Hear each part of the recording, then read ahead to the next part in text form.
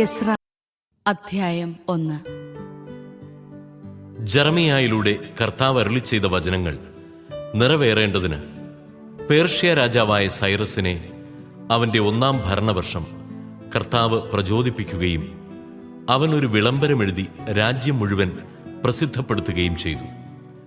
Persia രാജാവായ Cyrus അറിയിക്കുന്നു: സ്വർഗത്തിന്റെ ദൈവമായ കർത്താവ് ഭൂമിയിലെ സകല രാജ്യങ്ങളും എനിക്കു നൽകുകയും യൂദായിലെ ജെറുസലേമിൽ അവിടത്തെ ആലയം പണിയാൻ എന്നെ ചുമതലപ്പെടുത്തുകയും ചെയ്തിരിക്കുന്നു. അവിടുത്തെ ജനമായി നിങ്ങളുടെ ഇടയിലുള്ളവർ അവിടുന്ന് അവരോടുകൂടെ ഉണ്ടായിരിക്കട്ടെ. യൂദായിലെ ജെറുസലേമിൽ ചെന്ന് ഇസ്രായേലിന്റെ ദൈവമായ കർത്താവിന്റെ ആലയം വീണ്ടും നിർമ്മിക്കട്ടെ. ജെറൂസലേമിൽ വസിക്കുന്ന ദൈവമാണ് അവിടുന്ന്.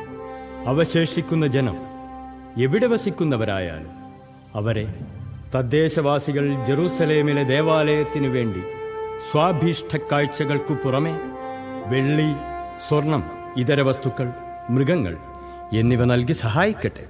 അപ്പോൾ യൂദായുടെയും ബെഞ്ചമിന്റെയും ഗോത്രത്തലവന്മാരും പുരോഹിതരും ലേവ്യരും ദൈവത്താൽ ഉത്തേജിതരായി ജെറുസലേമിലെ കർത്താവിന്റെ ആലയത്തിന്റെ പുനർനിർമ്മാണത്തിന് പുറപ്പെട്ടു. അവർ വസിച്ചിരുന്ന ദേശത്തെ ആളുകൾ സ്വാഭിഷ്ട കാഴ്ചകൾക്ക് പുറമെ വെള്ളിപ്പാത്രങ്ങൾ, സ്വർണം, ഇതര വസ്തുക്കൾ, മൃഗങ്ങൾ, വിലയേറിയ സാധനങ്ങൾ ഇവ നൽകി അവരെ സഹായിച്ചു. നെബൂഖദ്നേസർ ജെറുസലേമിൽ കർത്താവിന്റെ ഭവനത്തിൽ നിന്ന് കൊണ്ടുവന്നു തന്റെ ദേവന്മാരുടെ ക്ഷേത്രത്തിൽ വെച്ചിരുന്ന പാത്രങ്ങൾ സൈറസ് രാജാവ് എടുത്തുകൊണ്ടുവന്നു. അവനവ ഭണ്ഡാര വിചാരിപ്പുകാരനായ മിത്രേദാത്തിനെ ഏൽപ്പിച്ചു. അവൻ യൂദായിലെ ഭരണാധിപനായ ഷെഷ്ബസാറിന് അവ എണ്ണിക്കൊടുത്തു. അവയുടെ എണ്ണം 1000 സ്വർണ്ണച്ചരുവങ്ങൾ, 1000 വെള്ളിച്ചരുവങ്ങൾ, 29 ധൂപകലശങ്ങൾ, 30 സ്വർണ്ണക്കോപ്പകൾ, 2410 വെള്ളിക്കോപ്പകൾ, 1000 മറ്റു പാത്രങ്ങൾ. സ്വർണവും വെള്ളിയും കൊണ്ടുള്ള പാത്രങ്ങൾ ആകെ 5469. പ്രവാസികളെ ബാബിലോണിൽ നിന്ന് ജെറുസലേമിലേക്ക് കൊണ്ടുവന്നപ്പോൾ ഷെഷ്ബസാർ ഇവയും കൊണ്ടുപോന്നു. അധ്യായം 2. ബാബിലോൺ രാജാവായ നെബൂഖദ്നേസർ ബാബിലോണിലേക്ക് തടവുകാരായി കൊണ്ടുപോയ ജനം പ്രവാസത്തിൽ നിന്ന് തങ്ങളുടെ പട്ടണമായ ജെറുസലേമിലും യൂദായിലും തിരിച്ചെത്തി. സെറുബാബേൽ, യെശുവ, നെഹമ്യ, സെറായിയ, റേലായ, മൊർദെക്കായ്, ബിൽഷാൻ, മിസ്പാർ, ബിഗ്വായ്, റഹും, ബാന എന്നിവരാണ് അവരെ നയിച്ചത്.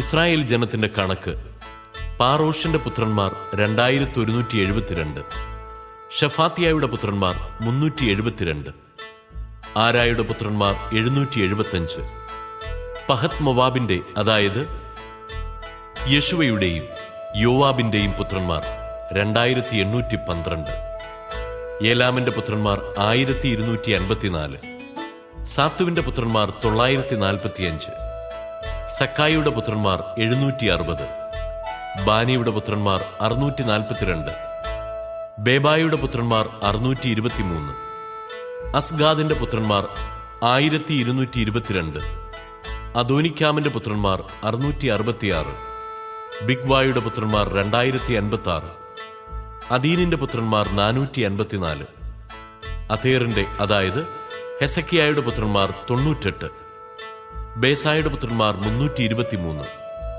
യോറായുടെ പുത്രന്മാർ 112, ഹാഷൂമിന്റെ പുത്രന്മാർ 223, ഗിബ്ബാറിന്റെ പുത്രന്മാർ 95, ബേത്ലഹേമിലെ ആളുകൾ 123, നെത്തോഫായിലെ ആളുകൾ 56, അനാത്തോത്തിലെ ആളുകൾ 128, അസ്മാവെത്തിലെ ആളുകൾ 42, കിരിയാധാറിം, കെഫീറ, ബേറോത്ത് എന്നിവിടങ്ങളിലെ ആളുകൾ 743, റാമായിലെയും ഗേബായിലെയും ആളുകൾ 621, മിക്മാസിലെ ആളുകൾ 122, ബഥേലിലെയും ആയിയിലെയും ആളുകൾ 223, നെബോയിലെ ആളുകൾ 52, മഗ്ബീഷിലെ ആളുകൾ 156, മറ്റേ ഏലാമിലെ ആളുകൾ 1254, ഹാരിമിലെ ആളുകൾ 320, ലോദ്, ഹാദിദ്, ഓനോ എന്നിവിടങ്ങളിലെ ആളുകൾ 725, ജെറീക്കോയിലെ ആളുകൾ 345, സേനായിലെ ആളുകൾ 3630. പുരോഹിതന്മാർ യെശുവയുടെ കുടുംബത്തിലെ യദായായുടെ പുത്രന്മാർ 973, ഇമ്മറിന്റെ പുത്രന്മാർ 1052, പഷൂറിന്റെ പുത്രന്മാർ 1247, ഹാരിമിന്റെ പുത്രന്മാർ 1017. ലേവ്യർ ഹോദാവിയായുടെ പുത്രന്മാരായ യെശുവയുടെയും കത്മിയേലിന്റെയും പുത്രന്മാർ 74. ഗായകർ ആസാഫിന്റെ പുത്രന്മാർ 128. വാതിൽ കാവൽക്കാരുടെ മക്കൾ ഷല്ലൂം, അഥേർ, തൽമോൻ, അക്കൂബ്, ഹത്തിത, ഷോബായ് എന്നിവരുടെ പുത്രന്മാർ 139. ദേവാലയത്തിലെ സേവകന്മാർ സിഹ, ഹസൂഫ, താബാവോത്ത്, കെറോസ്, സിയാഹ, പാദോൻ, ലബാന, ഹഗാബ, അക്കൂബ്, ഹഗാബ്, ഷമലായ്, ഹാനാൻ, ഗിദ്ദേൽ, ഗാഹർ, റയായ, റസീൻ, നക്കോദ, ഗാസാം, ഉസ, പസേയ, ബസായ്, അസ്ന, മെയൂനിം, നെഫിസിം, ബക്ബുക്ക്, ഹക്കൂഫ, ഹർഹൂർ, ബസിലൂത്ത്, മഹീദ, ഹർഷ, ബർക്കോസ്, സിസേറ, തേമ, നെസിയ, ഹത്തീഫ എന്നിവരുടെ പുത്രന്മാർ. സോളമന്റെ ഭൃത്യന്മാരുടെ മക്കൾ സോദായ്, ഹസോഫറേത്ത്, പെറൂദ, യാല, ദാർക്കോൻ, ഗിദ്ദേൽ, ഷഫാത്തിയ, ഹത്തീൽ, പോഖേറത്ത് ഹസേബായിം, ആമി എന്നിവരുടെ പുത്രന്മാർ. ദേവാലയ ശുശ്രൂഷകരും സോളമന്റെ ഭൃത്യന്മാരും കൂടെ ആകെ 392 പേർ. തങ്ങളുടെ പിതൃകുടുംബമേതെന്നോ തങ്ങൾ ഇസ്രായേലിൽപ്പെട്ടവരാണെന്നോ തെളിയിക്കാൻ കഴിയാതിരുന്ന തെൽമേല, തെൽഹർഷ, കെറൂബ്, അദ്ദാൻ, ഇമ്മർ എന്നിവിടങ്ങളിൽ നിന്ന് വന്നവർ. ദലായ, തോബിയ, നക്കോദ എന്നിവരുടെ പുത്രന്മാർ 652. കൂടാതെ പുരോഹിത പുത്രന്മാർ ഹബായ, ഹക്കോസ്, ബർസില്ലായ് എന്നിവരുടെ പുത്രന്മാർ. ഗലിയാദുകാരനായ ബർസില്ലായുടെ പുത്രിയെ ഭാര്യയായി സ്വീകരിച്ചതിനാൽ അവളുടെ പേരിൽ അറിയപ്പെടുന്നവരാണ് ബർസില്ലായ് കുടുംബക്കാർ.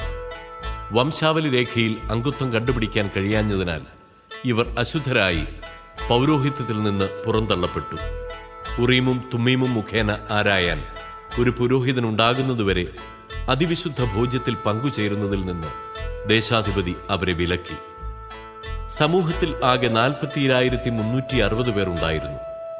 7,337 ദാസീദാസന്മാർക്ക് പുറമെയാണിത്. അവർക്ക് 200 ഗായികന്മാർ ഉണ്ടായിരുന്നു. അവർക്ക് 736 കുതിര, 245 കോവർ കഴുത, 435 ഒട്ടകം, 6,720 കഴുത എന്നിവയുണ്ടായിരുന്നു. ജെറുസലേമിൽ കർത്താവിന്റെ ആലയത്തിൽ വന്ന ചില കുടുംബത്തലവന്മാർ ദേവാലയം യഥാസ്ഥാനം പണിയാൻ സ്വാഭീഷ്ട കാഴ്ചകൾ നൽകി. ആലയ നിർമ്മാണ നിധിയിലേക്ക് തങ്ങളുടെ കഴിവിനൊത്ത് അവർ നൽകിയ സംഭാവന 61,000 ദാരിക്ക് സ്വർണവും 1000 മീന വെള്ളിയും 100 പുരോഹിത വസ്ത്രങ്ങളുമാണ്. പുരോഹിതന്മാരും ലേവ്യരും ചില ആളുകളും ജെറുസലേമിലും പരിസരങ്ങളിലും താമസിച്ചു. ഗായകരും വാതിൽ കാവൽക്കാരും ദേവാലയ സേവകരും മറ്റിസ്രായേല്യരും തങ്ങളുടെ പട്ടണങ്ങളിൽ വസിച്ചു. അധ്യായം 3. പട്ടണങ്ങളിൽ വസിച്ചിരുന്ന ഇസ്രായേൽക്കാർ 7-ാം മാസത്തിൽ ഒറ്റക്കെട്ടായി ജെറുസലേമിൽ വന്നു. യോസാദാക്കിന്റെ പുത്രനായ യെശുവ സഹപുരോഹിതന്മാരോടും ഷയാൽത്തിയേലിന്റെ പുത്രൻ സെറുബാബേൽ തന്റെ സഹോദരന്മാരോടും കൂടെ ദൈവപുരുഷനായ മോശയുടെ നിയമത്തിൽ എഴുതിയിരിക്കുന്നതനുസരിച്ച് ദഹനബലി അർപ്പിക്കുന്നതിന് ഇസ്രായേലിന്റെ ദൈവത്തിന്റെ ബലിപീഠം പണിതു. ദേശവാസികളെ ഭയന്ന് അവർ ബലിപീഠം പൂർവസ്ഥാനത്ത് സ്ഥാപിച്ചു. അതിന്മേൽ അവർ കർത്താവിന് പ്രഭാതത്തിലും പ്രദോഷത്തിലും ദഹനബലി അർപ്പിച്ചു. അവർ കൂടാരത്തിരുന്നാൾ യഥാവിധി ആചരിച്ചു. അനുദിന ദഹനബലി ഓരോ ദിവസത്തേക്കുമുള്ള ചട്ടമനുസരിച്ച് അർപ്പിച്ചു. നിരന്തര ദഹനബലിയും അമാവാസിയിലെയും കർത്താവിന്റെ നിശ്ചിത തിരുനാളുകളിലെയും ദഹനബലികളും ഓരോരുത്തരുടെയും സ്വാഭീഷ്ട കാഴ്ചകളും അവർ കർത്താവിന് അർപ്പിച്ചു.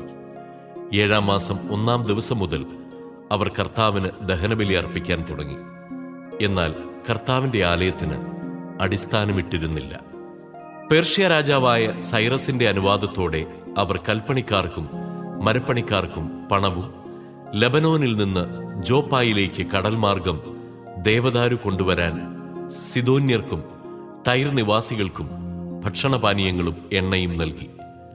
അവർ ജെറുസലേമിൽ ദേവാലയത്തിലേക്ക് വന്നതിന്റെ 2-ാം വർഷം 2-ാം മാസം ഷയാൽത്തിയേലിന്റെ മകൻ സെറുബാബേലും യോസാദാക്കിന്റെ മകൻ യെശുവയും കൂടെ തങ്ങളുടെ മറ്റ് സഹോദരന്മാർ, പുരോഹിതന്മാർ, ലേവ്യർ, പ്രവാസത്തിൽ നിന്ന് ജെറുസലേമിൽ വന്നവർ എന്നിവരോടൊപ്പം പണി ആരംഭിച്ചു. കർത്താവിന്റെ ആലയം നിർമ്മിക്കുന്നതിന്റെ മേൽനോട്ടം വഹിക്കാൻ 20-ഉം അതിനുമേലും പ്രായമുള്ള ലേവ്യരെ നിയോഗിച്ചു. യെശുവയും പുത്രന്മാരും ചാർച്ചക്കാരും യൂദായുടെ മക്കളായ കദ്മിയേലും പുത്രന്മാരും ഹെനാദാദിന്റെ പുത്രന്മാരും ലേവ്യരും അവരുടെ പുത്രന്മാരും ചാർച്ചക്കാരും ചേർന്ന് മേൽനോട്ടം വഹിച്ചു. കർത്താവിന്റെ ഭവനത്തിന്റെ ശിലാസ്ഥാപനം ശില്പികൾ നിർവഹിച്ചപ്പോൾ ഇസ്രായേൽ രാജാവായ ദാവീദ് നിർദ്ദേശിച്ചിരുന്നതനുസരിച്ച് വിശുദ്ധ വസ്ത്രങ്ങൾ അണിഞ്ഞ പുരോഹിതന്മാർ കാഹളങ്ങളും ലേവ്യരായ ആസാഫിന്റെ പുത്രന്മാർ കൈത്താളങ്ങളുമായി കർത്താവിനെ സ്തുതിക്കാൻ മുൻപോട്ട് വന്നു. അവർ കർത്താവിനെ പുകഴ്ത്തുകയും അവിടുത്തേക്ക് നന്ദി പറയുകയും ചെയ്തുകൊണ്ട് സ്തുതിഗീതങ്ങൾ വചനപ്രതിവചനങ്ങളായി പാടി.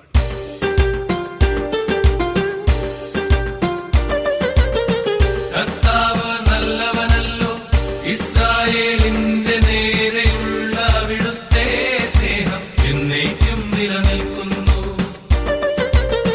കർത്താവ് നല്ലവനല്ലോ, ഇസ്രായേലിന്റെ നേരെയുള്ള അവിടുത്തെ സ്നേഹം എന്നേക്കും നിലനിൽക്കുന്നു, എന്നേക്കും നിലനിൽക്കുന്നു. കർത്താവിന്റെ ആലയത്തിന്റെ അടിസ്ഥാനമിട്ടതിനാൽ അവർ ആർപ്പുവിളികളോടെ കർത്താവിനെ സ്തുതിച്ചു.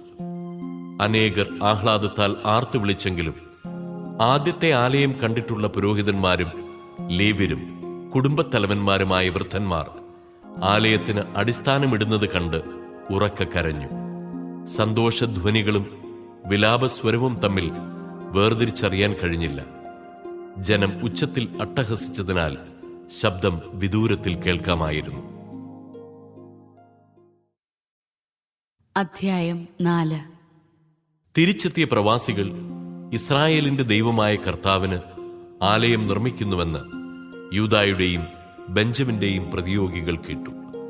അവർ സെറുബാബേലിനെയും കുടുംബത്തലവന്മാരെയും സമീപിച്ചു പറഞ്ഞു, ഞങ്ങളും നിങ്ങളോടുകൂടെ പണിയട്ടെ.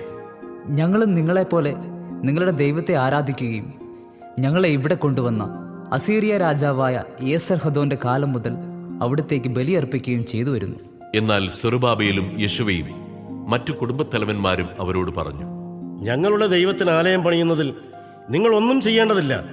പേർഷ്യ രാജാവായ സൈറസ് കൽപ്പിച്ചതനുസരിച്ച് ഇസ്രായേലിന്റെ ദൈവമായ കർത്താവിന്റെ ആലയം ഞങ്ങൾ തന്നെ നിർമ്മിച്ചുകൊള്ളാം. അപ്പോൾ ദേശവാസികൾ പണി തുടരുന്നതിൽ യൂദാ ജനങ്ങളെ നിരുത്സാഹപ്പെടുത്തുകയും ഭീഷണിപ്പെടുത്തുകയും ചെയ്തു. അവരെ ലക്ഷ്യത്തിൽ നിന്ന് വ്യതിചലിപ്പിക്കാൻ ദേശവാസികൾ പേർഷ്യ രാജാക്കന്മാരായ സൈറസിന്റെ കാലം മുതൽ ദാരിയൂസിന്റെ കാലം വരെ ഉപദേശകന്മാരെ വിലക്കെടുത്തു. അഹസ്വീരൂസിന്റെ ഭരണം ആരംഭിച്ചപ്പോൾ അവർ ജെറുസലേമിലെയും യൂദായിലെയും നിവാസികൾക്കെതിരെ ഒരു കുറ്റപത്രം സമർപ്പിച്ചു. പേർഷ്യ രാജാവായ അർത്താക്സർക്സസിന്റെ കാലത്തും ബിഷ്ലാം, മിത്രദാത്ത്, താബേൽ എന്നിവരും അനുയായികളും രാജാവിനെഴുതി. കത്ത് അരമായ ലിപിയിലാണ് എഴുതിയിരുന്നത്. വിവർത്തനവും ഉണ്ടായിരുന്നു. സേനാപതി റഹൂം, കാര്യദർശി ഷിംഷായി എന്നിവർ ജെറുസലേമിനെതിരെ രാജാവിന് കത്തയച്ചു. റഹൂം, ഷിംഷായി, അവരുടെ അനുചരന്മാർ, ന്യായാധിപന്മാർ, ദേശാധിപതികൾ, സ്ഥാനികൾ, പേർഷ്യക്കാർ, എറക്കിലെ ജനങ്ങൾ, ബാബിലോൺകാർ, ഏലാമിരെന്നറിയപ്പെടുന്ന സൂസാക്കാർ എന്നിവരും മഹാനും ശ്രേഷ്ഠനുമായ ഒസ്നാപ്പർ നാടുകടത്തി സമരിയായിലെ പട്ടണങ്ങളിലും നദിക്കപ്പുറത്തുള്ള ദേശത്തും വസിപ്പിച്ച മറ്റ് ജനതകളും കൂടി എഴുതുന്ന കത്ത്. കത്തിന്റെ പകർപ്പാണ് ഇത്. അർത്താക്സക്സസ് രാജാവിന് നദിക്കക്കരെയുള്ള ദേശത്ത് വസിക്കുന്ന ദാസന്മാരുടെ മംഗളാശംസകൾ. അങ്ങയുടെ അടുത്ത് നിന്ന് വന്ന യഹൂദർ ജെറുസലേമിലേക്ക് പോയി എന്നറിയിക്കട്ടെ. കലഹക്കാരുടെയും ദുഷ്ടന്മാരുടെയുമായ ആ പട്ടണത്തിന്റെ പുനർനിർമ്മാണം അവർ ആരംഭിച്ചിരിക്കുന്നു. അവർ അതിന്റെ മതിലുകൾ പൂർത്തിയാക്കുകയും അസ്ഥിവാരത്തിന്റെ അറ്റകുറ്റപ്പണി നടത്തുകയും ചെയ്യുന്നു. മതിലുകൾ പൂർത്തിയാക്കുകയും നഗരം പുനഃസ്ഥാപിക്കുകയും ചെയ്താൽ അവർ കപ്പമോ കരമോ ചുങ്കമോ തരികയില്ല. അങ്ങനെ രാജഭണ്ഡാരം ക്ഷയിക്കും എന്നറിഞ്ഞാലും രാജാവിനെ അനാദരിക്കുന്നത് കണ്ടുകൊണ്ടിരിക്കാൻ അങ്ങയുടെ ആശ്രിതന്മാരായി ഞങ്ങൾക്ക് കഴിയുകയില്ല. അതിനാൽ ഞങ്ങൾ അങ്ങയെ വിവരമറിയിക്കുന്നു. അങ്ങയുടെ പിതാക്കന്മാരുടെ ചരിത്രരേഖകൾ പരിശോധിച്ചാൽ ഈ നഗരം കലഹകാരിയും രാജാക്കന്മാർക്കും ദേശങ്ങൾക്കും ഉപദ്രവകാരിയുമാണെന്നും പണ്ട് മുതലേ അവിടെ കലഹം പൊട്ടിപ്പുറപ്പെട്ടിരുന്നെന്നും അറിയാൻ കഴിയും. അതിനാലാണ് ഈ പട്ടണം നശിച്ചത്. പട്ടണം പുനഃസ്ഥാപിക്കുകയും മതിലുകൾ പൂർത്തിയാക്കുകയും ചെയ്താൽ നദിക്കക്കരെയുള്ള ദേശത്ത് അങ്ങേക്ക് ഒരവകാശവും ഉണ്ടായിരിക്കുകയില്ലെന്നറിഞ്ഞാലും. രാജാവ് മറുപടി അയച്ചു. സൈന്യാധിപനായ റഹൂമിനും കാര്യദർശിയായ ഷിംഷായ്ക്കും സമരിയായിലും നദിക്കക്കരെയുള്ള മറ്റു ദേശത്തും ജീവിക്കുന്ന അവരുടെ അനുയായികൾക്കും ശുഭാശംസകൾ.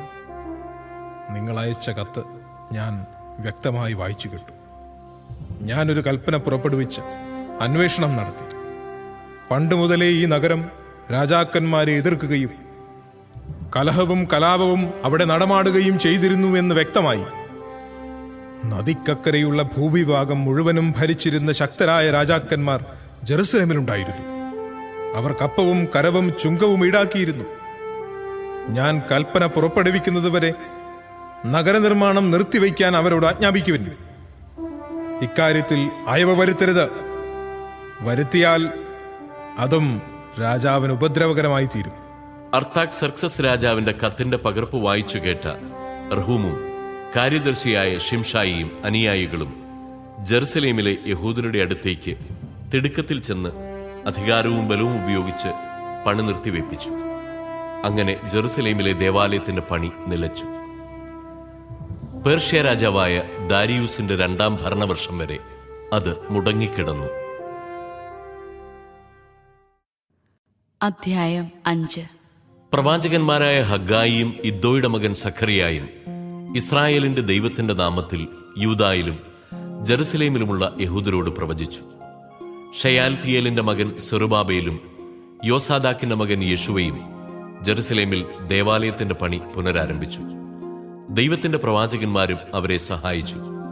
നദിക്കക്കരെയുള്ള പ്രദേശത്തെ അധിപതിയായ തത്തേനായിയും ഷെത്താർ ബൊസനായിയും അനുയായികളും അവരോട് ചോദിച്ചു, ഈ ആലയം പൂർത്തിയാക്കാൻ ആരാണ് നിങ്ങൾക്ക് അധികാരം തന്നത്?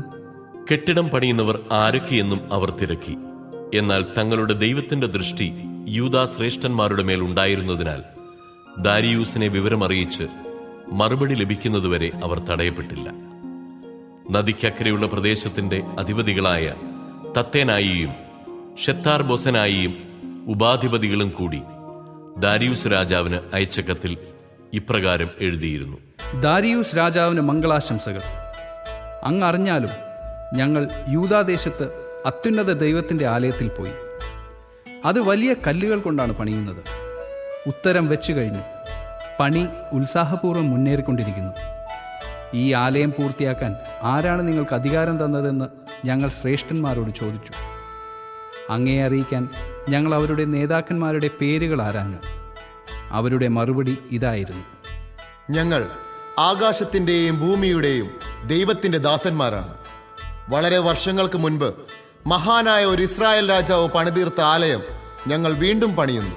ഞങ്ങളുടെ പിതാക്കന്മാർ സ്വർഗസ്ഥനായ ദൈവത്തെ പ്രകോപിപ്പിച്ചതിനാൽ അവിടുന്ന് അവരെ കൽദായനായ ബാബിലോൺ രാജാവ് നെബൂഖദ്നേസറിന്റെ കൈകളിൽ ഏൽപ്പിച്ചു. അവൻ ഈ ആലയം നശിപ്പിക്കുകയും ജനത്തെ ബാബിലോണിലേക്ക് തടവുകാരായി കൊണ്ടുപോവുകയും ചെയ്തു. എന്നാൽ ബാബിലോൺ രാജാവായ സൈറസിന്റെ 1-ാം ഭരണവർഷം ഈ ദേവാലയം പുനഃസ്ഥാപിക്കണമെന്ന് അവൻ കൽപ്പന പുറപ്പെടുവിച്ചു. നെബൂഖദ്നേസർ ജെറുസലേമിലെ ദേവാലയത്തിൽ നിന്ന് എടുത്തുകൊണ്ടുപോയി ബാബിലോണിലെ ക്ഷേത്രത്തിൽ വെച്ചിരുന്ന സ്വർണവും വെള്ളിയും കൊണ്ടുള്ള പാത്രങ്ങൾ സൈറസ് രാജാവ് താൻ ദേശാധിപതിയായി നിയമിച്ച ഷെഷ്ബസാറിനെ ഏൽപ്പിച്ചു. സൈറസ് അവനോട് കൽപ്പിച്ചു, ഈ പാത്രങ്ങൾ കൊണ്ടുപോയി ജെറൂസലേമിലെ ആലയത്തിൽ വയ്ക്കുക. ദേവാലയം യഥാസ്ഥാനം വീണ്ടും പണിയട്ടെ. ഷെഷ്ബസാർ ജെറുസലേമിൽ വന്ന് ദേവാലയത്തിന് അടിസ്ഥാനമിട്ടു. അന്നു മുതൽ പണി നടക്കുന്നു. ഇന്നും പൂർത്തിയായിട്ടില്ല. അതിനാൽ അങ്ങേക്ക് ഉചിതമെന്ന് തോന്നുന്നെങ്കിൽ ബാബിലോണിലെ രാജകീയ രേഖകൾ പരിശോധിച്ച് ജെറുസലേമിൽ ദേവാലയം പുനഃസ്ഥാപിക്കാൻ സൈറസ് രാജാവ് കൽപ്പിച്ചിട്ടുണ്ടോ എന്ന് നോക്കി രാജഹിതം ഞങ്ങളെ അറിയിച്ചാലും. അധ്യായം 6. ദാരിയൂസ് രാജാവിന്റെ കൽപ്പനയനുസരിച്ച് ബാബിലോണിൽ സൂക്ഷിച്ചിരുന്ന രേഖകൾ പരിശോധിച്ചു. മേദിയാദേശത്തിന്റെ തലസ്ഥാനമായ എഗ്ബത്താനായിൽ കണ്ടെത്തിയ ഒരു ചുരുളിൽ ഇങ്ങനെ രേഖപ്പെടുത്തിയിരുന്നു: സൈറസ് രാജാവിന്റെ 1-ാം ഭരണവർഷം ജെറുസലേം ദേവാലയത്തെക്കുറിച്ച് പുറപ്പെടുവിച്ച കൽപ്പന. കാഴ്ചകളും ദഹനബലികളും അർപ്പിക്കുന്ന ആലയം പുനഃസ്ഥാപിക്കണം. അതിന് 60 മുഴം ഉയരവും 60 മുഴം വീതിയും ഉണ്ടായിരിക്കണം. 3 നിര കല്ലുകൾക്ക് മുകളിൽ 1 നിര തടി എന്ന ക്രമത്തിലായിരിക്കണം പണി. അതിന്റെ ചെലവ് രാജഭണ്ഡാരത്തിൽ നിന്നായിരിക്കും. ജെറുസലേമിലെ ദേവാലയത്തിൽ നിന്ന് നബൂഖദ്നേസർ ബാബിലോണിലേക്ക് കൊണ്ടുപോയ വെള്ളിപ്പാത്രങ്ങളും സ്വർണപാത്രങ്ങളും ജെറുസലേമിൽ തിരികെ കൊണ്ടുവന്ന് ദേവാലയത്തിൽ യഥാസ്ഥാനം വെക്കണം. അതിനാൽ നദിക്കക്കരെയുള്ള പ്രദേശത്തിന്റെ അധിപനായ തത്തേനായിയും ഷെത്താർ ബൊസേനായിയും അനുയായികളും തടസ്സം നിൽക്കരുത്. ദേവാലയത്തിന്റെ പണി നടക്കട്ടെ. യഹൂദന്മാരുടെ ദേശാധിപതിയും ശ്രേഷ്ഠന്മാരും കൂടെ ദേവാലയം യഥാസ്ഥാനം പണിയട്ടെ. ദേവാലയ പുനർനിർമ്മാണത്തിന് യൂദാ ശ്രേഷ്ഠന്മാർക്ക് നിങ്ങൾ എന്ത് ചെയ്തു കൊടുക്കണമെന്ന് ഞാൻ കൽപ്പന നൽകുന്നു. നദിക്കക്കരെയുള്ള പ്രദേശത്തു നിന്ന് പിരിച്ച കപ്പം രാജഭണ്ഡാരത്തിൽ നിന്ന് ചെലവ് പൂർണ്ണമായി വഹിക്കുന്നതിന് അവരെ താമസമെന്നെ ഏൽപ്പിക്കണം. അവർക്കാവശ്യമുള്ളതെല്ലാം സ്വർഗസ്ഥനായ ദൈവത്തിന് ദഹനബലി അർപ്പിക്കാൻ കാളക്കിടാവ്, മുട്ടാട്, ചെമ്മരിയാട് എന്നിവയും ജെറുസലേമിലെ പുരോഹിതന്മാർക്ക് ആവശ്യകമായ ഗോതമ്പ്, ഉപ്പ്, വീഞ്ഞ്, എണ്ണ എന്നിവയും അനുദിനം മുടക്കം കൂടാതെ കൊടുക്കണം.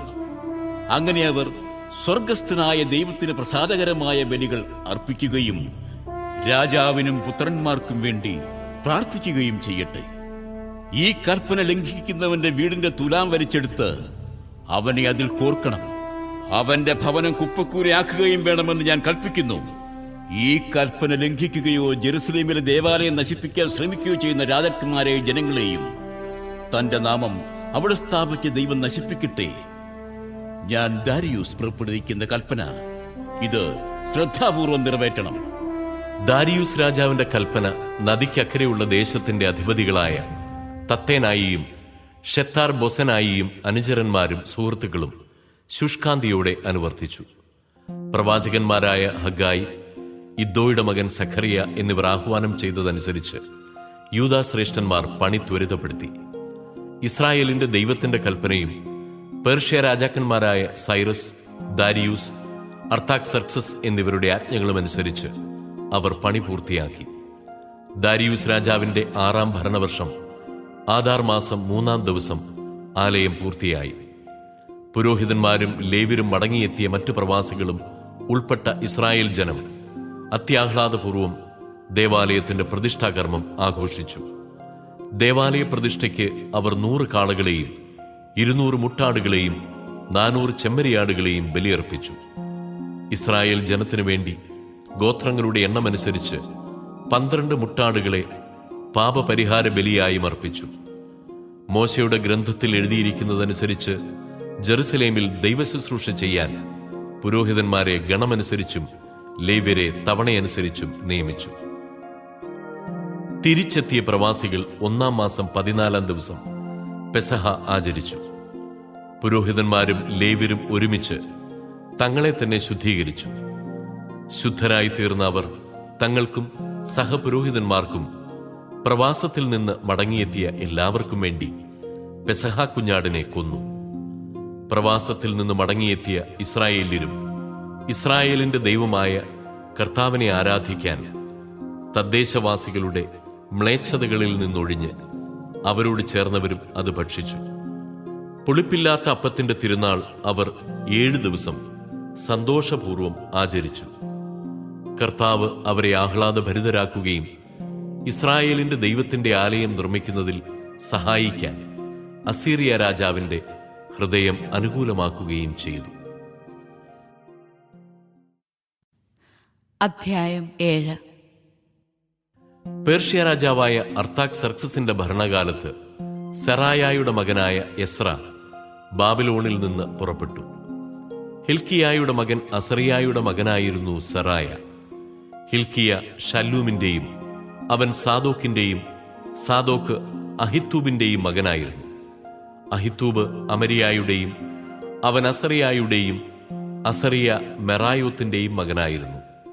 മെറായോത്ത് സെറഹിയായുടെയും അവൻ ഉസിയുടെയും ഉസി ബുക്കിയുടെയും മകനായിരുന്നു.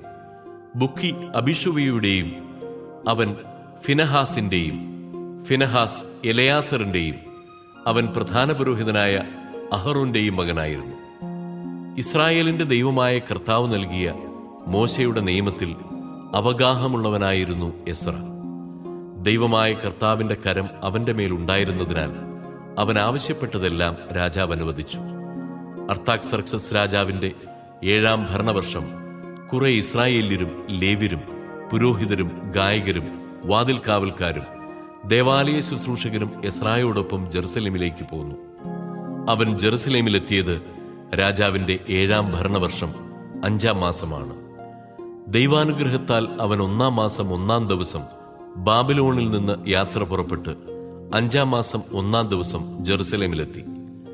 കർത്താവിന്റെ നിയമം പഠിക്കാനും അനുഷ്ഠിക്കാനും അവിടുത്തെ അനുശാസനങ്ങളും പ്രമാണങ്ങളും ഇസ്രായേലിൽ പഠിപ്പിക്കാനും അവൻ ഉത്സുകനായിരുന്നു. ഇസ്രായേലിനു വേണ്ടി കർത്താവ് നൽകിയ കൽപ്പനകളും നിയമങ്ങളും പഠിച്ച പണ്ഡിതനും പുരോഹിതനുമായ എസ്രായിക്ക് അർത്താക്സർക്സസ് രാജാവ് നൽകിയ കത്തിന്റെ പകർപ്പ്. രാജാതിരാജനായ അർത്താക്സർക്സസ് സ്വർഗസ്ഥനായ ദൈവത്തിന്റെ നിയമങ്ങളിൽ പാണ്ഡിത്യമുള്ള പുരോഹിതൻ എസ്രായിക്ക് എഴുതുന്നത്: എന്റെ രാജ്യത്തുള്ള ഏത് ഇസ്രായേല്യനും പുരോഹിതനും ലേവിനും ജെറുസലേമിലേക്ക് പോകാൻ ആഗ്രഹമുണ്ടെങ്കിൽ നിന്നോടുകൂടെ പോന്നുകൊള്ളട്ടെ എന്ന് ഞാൻ കൽപ്പിക്കുന്നു. നിങ്ങളുടെ ദൈവത്തിൽ നിന്ന് നിങ്ങൾക്ക് ലഭിച്ച നിയമങ്ങളനുസരിച്ച് യൂദായിലെയും ജെറുസലേമിലെയും വിവരങ്ങൾ ആരായാൻ രാജാവും തന്റെ 7 ഉപദേശകരും നിങ്ങളെ അയക്കുന്നു. ജെറുസലേമിൽ വസിക്കുന്ന ഇസ്രായേലിന്റെ ദൈവത്തിന് രാജാവും ഉപദേശകരും സ്വാഭീഷ്ട കാഴ്ചയായി അർപ്പിക്കുന്ന സ്വർണവും വെള്ളിയും നിങ്ങൾ കൊണ്ടുപോകണം.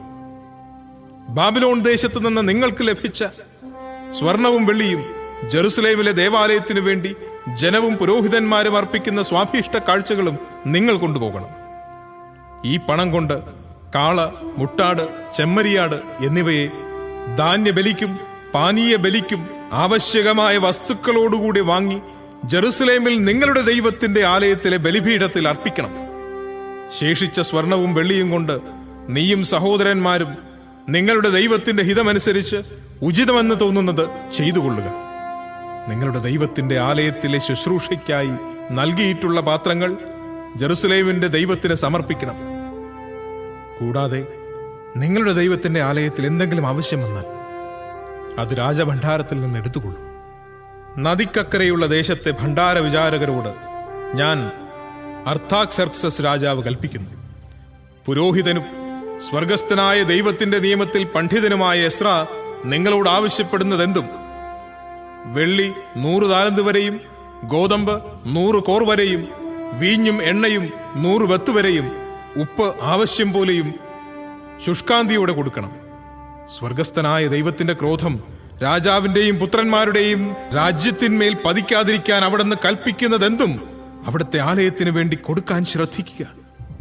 പുരോഹിതന്മാർ, ലേവ്യർ, ഗായകർ, വാതിൽ കാവൽക്കാർ, ദേവാലയ ശുശ്രൂഷകർ, ഇതര സേവകർ എന്നിവരുടെ മേൽ കപ്പം, നികുതി, ചുങ്കം ഇവ ചുമത്തുന്നത് ഞാൻ വിലക്കുന്നു. എസ്രാ, നിന്റെ ദൈവത്തിൽ നിന്ന് നിനക്ക് ലഭിച്ചിരിക്കുന്ന ജ്ഞാനമനുസരിച്ച് നദിക്കക്കരയുള്ള ദേശത്തെ ജനത്തിന് ന്യായപാലനം നടത്താൻ നിങ്ങളുടെ ദൈവത്തിന്റെ നിയമം അറിവുള്ളവരിൽ നിന്ന് ന്യായാധിപന്മാരെ നിയമിക്കുകയും നിയമപരിജ്ഞാനമില്ലാത്തവരെ അത് പഠിപ്പിക്കുകയും ചെയ്യുക. നിങ്ങളുടെ ദൈവത്തിന്റെയോ രാജാവിന്റെയോ നിയമം ലംഘിക്കുന്നവരെ കർശനമായി ശിക്ഷിക്കുക. അവരെ വധിക്കുകയോ നാടുകടത്തുകയോ തടവിലിടുകയോ അവരുടെ വസ്തുവകകൾ കണ്ടുകെട്ടുകയോ ആകാം. ജെറുസലേമിൽ കർത്താവിന്റെ ആലയം മനോഹരമായി പണിതുയർത്തുന്നതിന് രാജാവിനെ പ്രചോദിപ്പിച്ച നമ്മുടെ പിതാക്കന്മാരുടെ ദൈവമായ കർത്താവ് വാഴ്ത്തപ്പെടട്ടെ. രാജാവിന്റെയും ഉപദേഷ്ടാക്കളുടെയും സേവക പ്രമുഖരുടെയും മുമ്പിൽ അവിടുന്ന് തന്റെ അനശ്വര സ്നേഹം എന്റെ മേൽ ചൊരിഞ്ഞു. എന്റെ ദൈവമായ കർത്താവിന്റെ കരം എന്റെ മേൽ ഉണ്ടായിരുന്നതിനാൽ പ്രമുഖന്മാരായ ഇസ്രായേല്യരെ കൂട്ടിക്കൊണ്ടു പോകുന്നതിന് ഞാൻ ധൈര്യപ്പെട്ടു. അധ്യായം 8.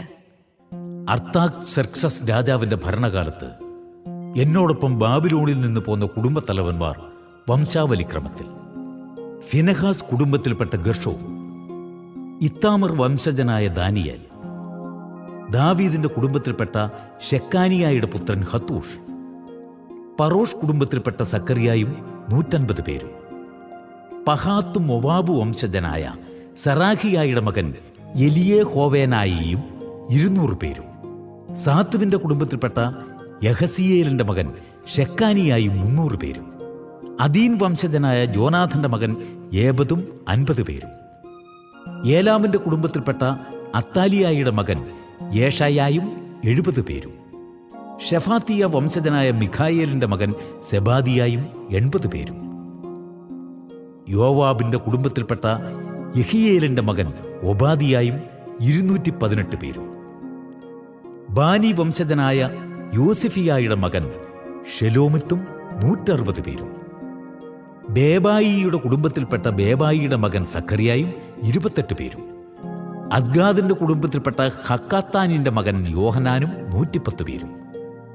അദോനിക്കാമിന്റെ കുടുംബത്തിൽപ്പെട്ട എലിഫെലേത്ത്, യവുവേൽ, ഷെമായ എന്നിവരും 60 പേരും. ഇവർ പിന്നീടാണ് വന്നത്. ബിഗ്വായ് വംശജനായ ഉത്തായിയും സക്കൂറും 70 പേരും. അഹാവയിലേക്ക് ഒഴുകുന്ന നദിയുടെ തീരത്ത് ഞാൻ അവരെ ഒരുമിച്ച് കൂട്ടി. അവിടെ ഞങ്ങൾ 3 ദിവസം താവളമടിച്ചു. പുരോഹിതന്മാരെയും ജനത്തെയും പരിശോധിച്ചപ്പോൾ ലേവിയുടെ പുത്രന്മാരാരുമില്ലെന്ന് മനസ്സിലായി. അപ്പോൾ ഞാൻ എലിയേസർ, അരിയേൽ, ഷെമായ, എൽനാഥാൻ, യാരിബ്, എൽനാഥാൻ, നാഥാൻ, സക്കറിയ, മെഷൂലാം എന്നീ പ്രമുഖന്മാർക്കും യോയാറിബ്, എൽനാഥാൻ എന്നീ പ്രതിഭാശാലികൾക്കും ആളയച്ചു. ഞാൻ അവരെ കാസിഫിയായിലെ പ്രമുഖനായ ഇദ്ദോയുടെ അടുക്കലേക്ക് അയച്ചു. ഞങ്ങൾക്ക് ദേവാലയ ശുശ്രൂഷകരെ അയച്ചു തരണമെന്ന് കാസിഫിയായിലെ ദേവാലയ ശുശ്രൂഷകരായ ഇദ്ദോയോടും സഹോദരന്മാരോടും അഭ്യർത്ഥിക്കാനാണ് അവരെ അയച്ചത്. ദൈവകൃപയാൽ ഇസ്രായേലിന്റെ പുത്രനായ ലേവിയുടെ മകൻ മഹ്ലിയുടെ കുടുംബത്തിൽപ്പെട്ട വിവേകിയായ ഷെർബിയായെയും അവന്റെ പുത്രന്മാരും ബന്ധുജനങ്ങളുമായി 18 പേരെയും അവർ കൊണ്ടുവന്നു. ഹസാബിയായെയും അവനോടൊപ്പം മെറാറി കുടുംബത്തിൽപ്പെട്ട യഷായായെയും അവന്റെ പുത്രന്മാരും ബന്ധുക്കളുമായി 20 പേരെയും അവർ കൊണ്ടുവന്നു. ദാവീദും സേവകന്മാരും ലേവ്യരുടെ ശുശ്രൂഷയ്ക്കായി വേർതിരിച്ചിരുന്ന 220 ദേവാലയ ശുശ്രൂഷകർക്ക് പുറമെയാണിവർ. ഇവരുടെ പേര് പട്ടികയിലുണ്ട്. ദൈവസന്നിധിയിൽ ഞങ്ങളെ തന്നെ എളിമപ്പെടുത്തുന്നതിനും മക്കളോടും വസ്തുവകകളോടും കൂടെയുള്ള ഞങ്ങളുടെ യാത്ര സുഗമമാക്കുന്നതിനും വേണ്ടി ദൈവത്തോട് പ്രാർത്ഥിക്കുന്നതിന് ആഹാവ നദീതീരത്ത് വെച്ച് ഞാൻ ഒരു ഉപവാസം പ്രഖ്യാപിച്ചു. യാത്രയിൽ ഞങ്ങളെ ശത്രുക്കളിൽ നിന്ന് രക്ഷിക്കുന്നതിന് ഒരു സംഘം പടയാളികളെയും കുതിരപ്പടയെയും രാജാവിനോട് ആവശ്യപ്പെടാൻ എനിക്ക് ലജ്ജയായിരുന്നു. കാരണം ദൈവത്തെ അന്വേഷിക്കുന്നവരുടെ മേൽ അവിടുത്തെ കാരുണ്യമുണ്ടായിരിക്കുമെന്നും ദൈവത്തെ ഉപേക്ഷിക്കുന്നവരുടെ മേൽ അവിടുത്തെ ക്രോധം ശക്തമായി നിപതിക്കുമെന്നും ഞങ്ങൾ രാജാവിനോട് പറഞ്ഞിട്ടുണ്ടായിരുന്നു. അതിനാൽ ഞങ്ങൾ ഉപവസിച്ച് ദൈവത്തോട് യാചിക്കുകയും അവിടുന്ന് ഞങ്ങളുടെ പ്രാർത്ഥന കേൾക്കുകയും ചെയ്തു. പ്രമുഖരായ 12 പുരോഹിതന്മാരെ ഞാൻ തിരഞ്ഞെടുത്തു. ഷെർബിയായും ഹഷാബിയായും അവരുടെ ബന്ധുക്കളായ 10 പേരും. രാജാവും ഉപദേശകരും പ്രഭുക്കന്മാരും അവിടെ സന്നിഹിതരായ ഇസ്രായേൽ മുഴുവനും ഞങ്ങളുടെ ദൈവത്തിന്റെ ആലയത്തിന് വേണ്ടി കാഴ്ചയായി അർപ്പിച്ച സ്വർണവും വെള്ളിയും പാത്രങ്ങളും ഞാൻ അവരെ തൂക്കി ഏൽപ്പിച്ചു. 650 താലന്ത് വെള്ളി, 100 താലന്ത് വരുന്ന 50 വെള്ളിപ്പാത്രങ്ങൾ, 100 താലന്ത് സ്വർണം, 1000 ദാരിക് വരുന്ന 20 സ്വർണപാത്രങ്ങൾ, സ്വർണം പോലെ അമൂല്യവും തിളങ്ങുന്നതുമായ 2 ഓട്ടുപാത്രങ്ങൾ, ഇവയാണ് ഞാൻ തൂക്കിയേൽപ്പിച്ചത്. ഞാൻ അവരോട് പറഞ്ഞു, നിങ്ങൾ കർത്താവിന് വിശുദ്ധരാണ്, ഈ പാത്രങ്ങളും വിശുദ്ധമാണ്.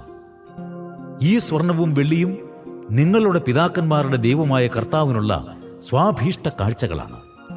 കർത്താവിന്റെ ആലയത്തിലെത്തി അവിടുത്തെ അറകൾക്കുള്ളിൽ വെച്ച് പ്രധാന പുരോഹിതന്മാരുടെയും ലേവ്യരുടെയും ജെറുസലേമിലുള്ള ഇസ്രായേൽ കുടുംബ തലവന്മാരുടെയും മുൻപാകെ തൂക്കിയേൽപ്പിക്കുന്നതുവരെ അവ സൂക്ഷിക്കുക. അങ്ങനെ പുരോഹിതന്മാരും ലേവ്യരും ജെറുസലേമിൽ ദേവാലയത്തിലേക്ക് കൊണ്ടുപോകുന്നതിന് സ്വർണവും വെള്ളിയും പാത്രങ്ങളും തൂക്കം ബോധ്യപ്പെട്ട് ഏറ്റുവാങ്ങി. 1-ാം മാസം 12-ാം ദിവസം ഞങ്ങൾ അഹാവ നദീതീരത്ത് നിന്ന് ജെറുസലേമിലേക്ക് പുറപ്പെട്ടു. ദൈവത്തിന്റെ കരം ഞങ്ങളോടുകൂടെ ഉണ്ടായിരുന്നു.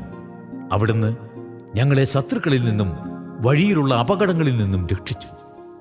ഞങ്ങൾ ജെറുസലേമിലെത്തി 3 ദിവസം വിശ്രമിച്ചു. 4-ാം ദിവസം ഞങ്ങളുടെ ദൈവത്തിന്റെ ആലയത്തിൽ വെച്ച് ഊറിയായുടെ മകനും പുരോഹിതനുമായ മെറമോത്തിനെ സ്വർണവും വെള്ളിയും പാത്രങ്ങളും തൂക്കിയേൽപ്പിച്ചു. ഫിനെഹാസിന്റെ മകൻ എലയാസറും ലേവ്യരും യെശുവയുടെ മകൻ യോസബാദും ബിന്നൂയിയുടെ മകൻ നൊവാദിയായും അവനോടൊപ്പം ഉണ്ടായിരുന്നു. അവയുടെ എണ്ണവും തൂക്കവും തിട്ടപ്പെടുത്തി കുറിച്ചു വെച്ചു. മടങ്ങിയെത്തിയ പ്രവാസികൾ ഇസ്രായേൽ ജനത്തിനു വേണ്ടി 12 കാള, 96 മുട്ടാട്, 77 ചെമ്മരിയാട് എന്നിവയെ ദഹനബലിയായും 12 മുട്ടാടിനെ പാപപരിഹാര ബലിയായും ഇസ്രായേലിന്റെ ദൈവത്തിന് അർപ്പിച്ചു. ഇതെല്ലാം കർത്താവിനുള്ള ദഹനബലിയാണ്. അവർ രാജകൽപ്പന പ്രഭുക്കന്മാരെയും നദിക്കരയുള്ള ഇടപ്രഭുക്കന്മാരെയും ദേശാധിപതികളെയും ഏൽപ്പിച്ചു. അവർ ജനത്തിനും ദേവാലയത്തിനും സഹായം നൽകി. അധ്യായം 9. ഇത്രയുമായപ്പോൾ ജനനേതാക്കന്മാരിൽ ചിലർ എന്നെ സമീപിച്ചു പറഞ്ഞു, ഇസ്രായേൽ ജനവും പുരോഹിതന്മാരും ലേവ്യരും കാനാന്യർ, ഹിത്യർ, പെരീസ്യർ, ജബൂസ്യർ, അമോന്യർ, മൊവാബ്യർ, ഈജിപ്തുകാർ, അമൂര്യർ എന്നിവരിൽ നിന്ന് അകന്നു വർത്തിക്കാതെ അവരുടെ മ്ലേച്ഛതകളിൽ മുഴുകിയിരിക്കുന്നു. ഇസ്രായേലിയർ തങ്ങൾക്കും തങ്ങളുടെ പുത്രന്മാർക്കും ഭാര്യമാരായി അവരുടെ പുത്രിമാരെ സ്വീകരിച്ചു. അങ്ങനെ വിശുദ്ധ വംശം തദ്ദേശവാസികളുമായി കലർന്ന് അശുദ്ധമായി. ഈ അവിശ്വസ്തതയിൽ മുന്നിട്ട് നിൽക്കുന്നത് ശുശ്രൂഷകരും നേതാക്കളുമാണ്. ഇത് കേട്ട് ഞാൻ വസ്ത്രവും മേലങ്കിയും കീറി മുടിയും താടിയും വലിച്ചു പറിച്ചു സ്തബ്ധനായി ഇരുന്നു. സായാഹ്ന ബലിയുടെ സമയം വരെ ഞാൻ അങ്ങനെയിരുന്നു. മടങ്ങിയെത്തിയ പ്രവാസികളുടെ അവിശ്വസ്തതയെക്കുറിച്ച് ഇസ്രായേലിന്റെ ദൈവം അരുളിച്ചെയ്ത വാക്ക് കേട്ട് പരിഭ്രാന്തരായ എല്ലാവരും എന്റെ ചുറ്റും കൂടി.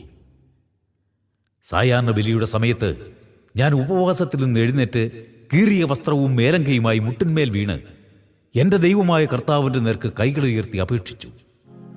എന്റെ ദൈവമേ, അങ്ങയുടെ നേർക്ക് മുഖമുയർത്താൻ ഞാൻ ലജ്ജിക്കുന്നു. എന്തെന്നാൽ ഞങ്ങളുടെ തിന്മകൾ തലയ്ക്ക് മീതെ ഉയർന്നിരിക്കുന്നു. ഞങ്ങളുടെ പാപം ആകാശത്തോളം എത്തിയിരിക്കുന്നു. ഞങ്ങൾ പിതാക്കന്മാരുടെ കാലം മുതൽ ഇന്ന് വരെ വലിയ പാപം ചെയ്തിരിക്കുന്നു. ഞങ്ങളുടെ അകൃത്യങ്ങൾ നിമിത്തം ഞങ്ങളും ഞങ്ങളുടെ രാജാക്കന്മാരും പുരോഹിതന്മാരും ഇന്നത്തെ പോലെ അന്യരാജാക്കന്മാരുടെ കരങ്ങളിൽ വാളിനും പ്രവാസത്തിനും കവർച്ചയ്ക്കും വർദ്ധിച്ച നിന്ദനത്തിനും ഏൽപ്പിക്കപ്പെട്ടു. ഞങ്ങളിൽ ഒരു വിഭാഗത്തെ അവശേഷിപ്പിക്കുകയും അതിന് അവിടുത്തെ വിശുദ്ധ സ്ഥലത്ത് അഭയസ്ഥാനം നൽകുകയും ചെയ്തു. ഞങ്ങളുടെ ദൈവമായ കർത്താവ് ഞങ്ങളോട് ക്ഷണനേരത്തേക്ക് കരുണ കാണിച്ചിരിക്കുന്നു. അങ്ങനെ ഞങ്ങളുടെ ബന്ധനത്തിൽ ആശ്വാസം തന്ന് ഞങ്ങളുടെ കണ്ണുകൾക്ക് തിളക്കം കൂട്ടി. ഞങ്ങൾ അടിമകളാണ്. ഞങ്ങളുടെ ദൈവം അടിമത്തത്തിൽ ഞങ്ങളെ ഉപേക്ഷിച്ചില്ല. പേർഷ്യ രാജാക്കന്മാരുടെ മുമ്പിൽ അവിടുന്ന് തന്റെ അനശ്വര സ്നേഹം ഞങ്ങളോട് കാണിച്ചു. ഞങ്ങളുടെ ദൈവത്തിന്റെ ആലയം കേടുപാടുകൾ പോക്കി പണി തീർക്കുന്നതിന് അവർ ഞങ്ങളെ ഉത്തേജിപ്പിക്കുകയും യൂദായിലും ജെറുസലേമിലും ഞങ്ങൾക്ക് സംരക്ഷണം നൽകുകയും ചെയ്തു. ഞങ്ങളുടെ ദൈവമേ, ഇപ്പോൾ ഞങ്ങൾ എന്തു പറയേണ്ടു? ഞങ്ങൾ അങ്ങയുടെ കൽപ്പനകൾ ലംഘിച്ചു. അവിടുത്തെ ദാസന്മാരായ പ്രവാചകന്മാരിലൂടെ അങ്ങ് അരുളി ചെയ്തു. നിങ്ങൾ അവകാശമാക്കാൻ പോകുന്ന ദേശം തദ്ദേശവാസികളുടെ മ്ലേച്ഛതകൾ കൊണ്ട് മലിനമാണ്. അവർ അത് ഒരറ്റം മുതൽ മറ്റേ അറ്റം വരെ മ്ലേച്ഛതകൾ കൊണ്ട് നിറച്ചിരിക്കുന്നു.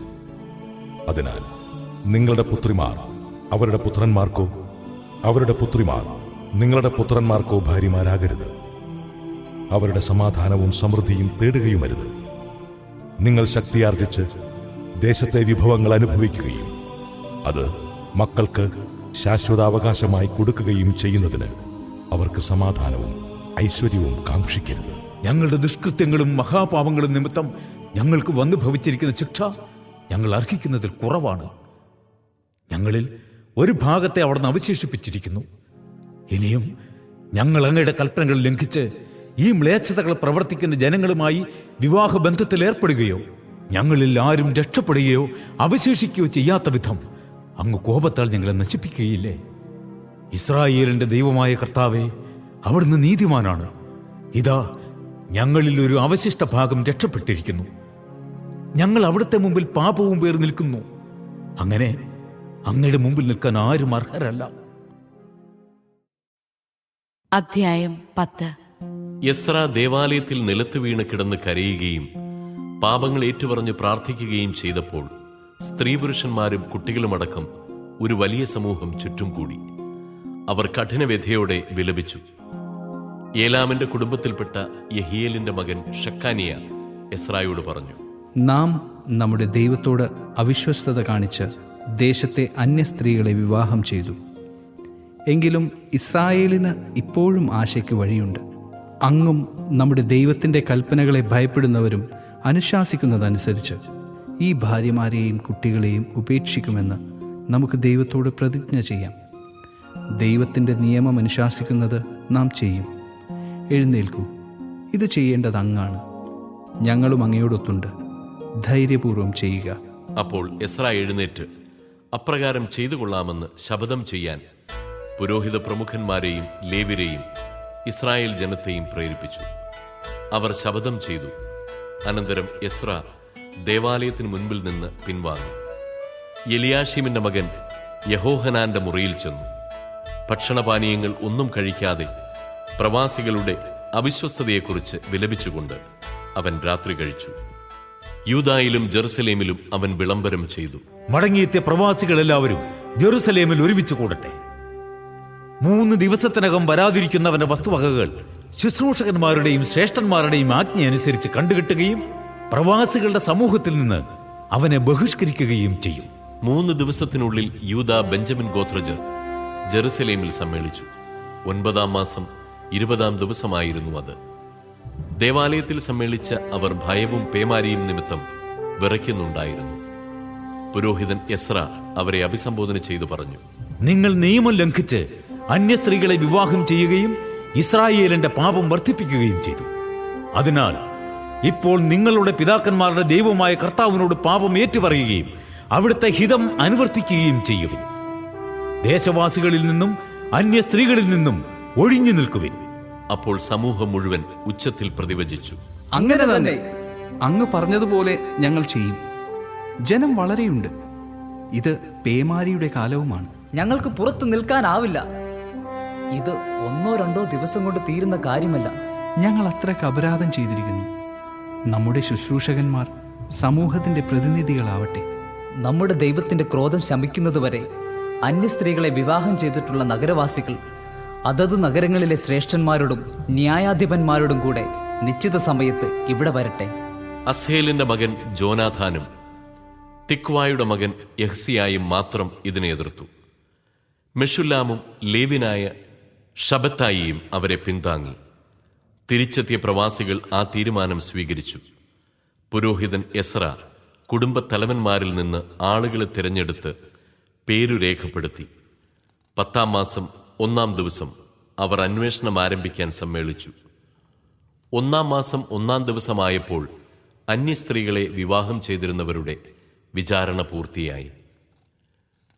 പുരോഹിതപുത്രന്മാരിൽ അന്യ സ്ത്രീകളെ വിവാഹം ചെയ്തവർ യോസാദാക്കിന്റെ മകൻ യെശുവയുടെയും സഹോദരന്മാരുടെയും സന്തതികളിൽപ്പെട്ട മാസയ, എലിയേസർ, യാറിബ്, ഗദാലിയ. ഇവർ തങ്ങളുടെ ഭാര്യമാരെ ഉപേക്ഷിക്കാമെന്ന് പ്രതിജ്ഞ ചെയ്യുകയും ആട്ടിൻപറ്റത്തിൽ നിന്ന് ഒരു മുട്ടാടിനെ പാപപരിഹാര ബലിയായി അർപ്പിക്കുകയും ചെയ്തു. ഇമ്മറിന്റെ പുത്രന്മാരിൽ ഹനാനി, സബാദിയ. ഹാരിബിന്റെ പുത്രന്മാരിൽ മാസയ, ഏലിയ, ഷമായ, യഹിയേൽ, ഉസിയ. പഷൂറിന്റെ പുത്രന്മാരിൽ എലിയോവേനായി, മാസയ, ഇസ്മായേൽ, നെത്തനേൽ, യോസബാദ്, എലാസ. ലേവരിൽ യോസബാദ്, ഷിമയി, കെലായ, അതായത് കെലീത്ത, പെത്താഹിയ, യൂദ, എലിയേസർ. ഗായകരിൽ എലിയാഷിബ്. വാതിൽക്കാവൽക്കാരിൽ ഷല്ലൂം, തെലെം, ഊറി. ജനത്തിൽ പാറൂഷിന്റെ പുത്രന്മാരിൽ റാമിയ, ഇസിയ, മൽക്കിയ, മിയാമിൻ, എലയാസർ, ഹഷാബിയ, ബനായ. ഏലാമിന്റെ പുത്രന്മാരിൽ മത്താനിയ, സഖറിയ, യഹിയേൽ, അബ്ദി, യറമൂത്ത്, ഏലിയ. സത്തുവിന്റെ പുത്രന്മാരിൽ എലിയോവേനായി, എലിയാഷിബ്, മത്താനിയ, യറമൂത്ത്, സാബാദ്, അസീസ. ബേബായുടെ പുത്രന്മാരിൽ യഹോഹാനാൻ, ഹാനാനിയ, സബായി, അത്തലായി. ബാനിയുടെ പുത്രന്മാരിൽ മെഷുല്ലാം, മല്ലൂക്ക്, അദായ, യാഷൂബ്, ഷയാൽ, യറമൂത്ത്. പഹത്ത് മൊവാബിന്റെ പുത്രന്മാരിൽ അദ്ന, കെലാൽ, ബനായ, മാസയ, മത്താനിയ, ബസാലേൽ, ബിന്നൂയി, മനാസെ. ഹാരിമിന്റെ പുത്രന്മാരിൽ എലിയേസർ, ഇഷിയ, മൽക്കിയ, ഷമായ, ഷീമയോൻ, ബെഞ്ചമിൻ, മല്ലൂക്ക്, ഷമാറിയ.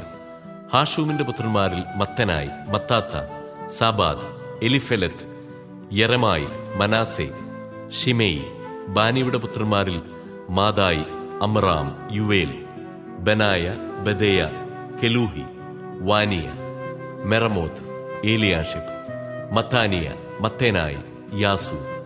ബിന്നൂയിയുടെ പുത്രന്മാരിൽ ഷിമെയി, ഷെലമിയ, നാഥാൻ, അദായ, മഗ്നദേബായി, ഷാഷായ്, ഷാറായ്, അസറേൽ, ഷെലമിയ, ഷമറിയ, ഷല്ലൂം, അമരിയ, ജോസഫ്. നെബോയുടെ പുത്രന്മാരിൽ ജയിയേൽ, മത്തിത്തിയ, സാബാദ്, സെബീന, യദ്ദായ്, ജോയേൽ, ബനായ എന്നിവർ അന്യസ്ത്രീകളെ വിവാഹം ചെയ്തവരായിരുന്നു. അവർ ഭാര്യമാരെയും മക്കളെയും ഉപേക്ഷിച്ചു.